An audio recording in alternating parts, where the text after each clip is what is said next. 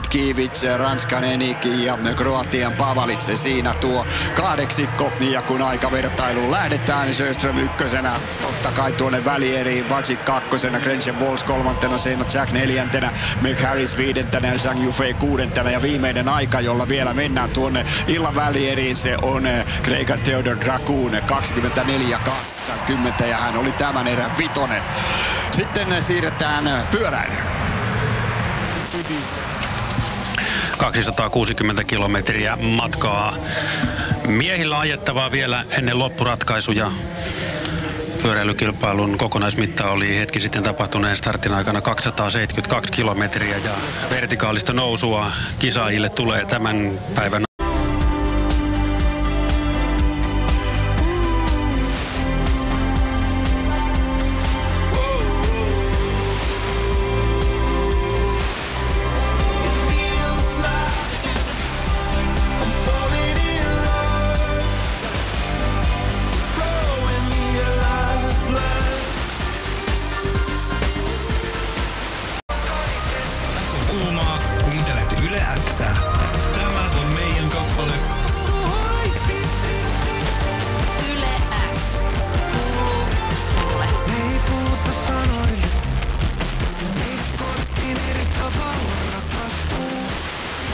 samoin. Ja päinvastaisia, mut ei kukaan muu oo osunut mun tälleen. Tutkimusta läpi kysymättä ja joka särkee. Mä tahdon. Mä haluan kaiken, susta kaiken. Kuumaa. Tässä on ylivoimainen. Tämän jälkeen Within Temptation. What have you done?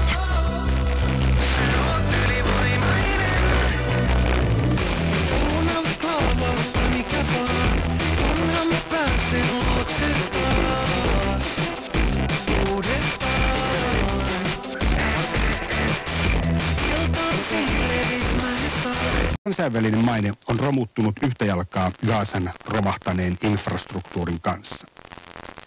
Israelilaiset ovat huomanneet maansa maineen heikkenemisen ja ovat huolissaan siitä. PEV-tutkimuslaitoksen keväällä tekemän tutkimuksen mukaan yli puolet, 58% israelilaisista on sitä mieltä, ettei Israelia enää kunnioiteta kansainvälisesti. Jerusalemilainen politiikan kommentaattori Mitchell Barak sen sijaan antaa huutia maineesta puhumiselle. I think that Israel's image internationally.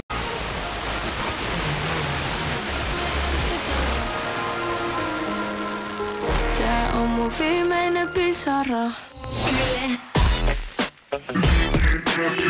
Viki ja Köpi Show.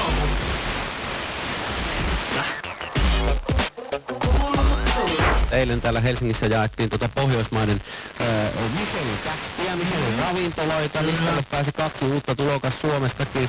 Ja ensimmäinen niistä oli tämä The Room by Koshin Shivan Helsingissä, joka on siis kokki Koshin Shivanin, joka on muun muassa televisiossa nähty hengaillaan kaudella kokkailemassa ja kaikkea. Ja tekee hyvinkin omalaatuista ruokaa, niin hän nyt sitten sai omalle ravintolalleen tähden.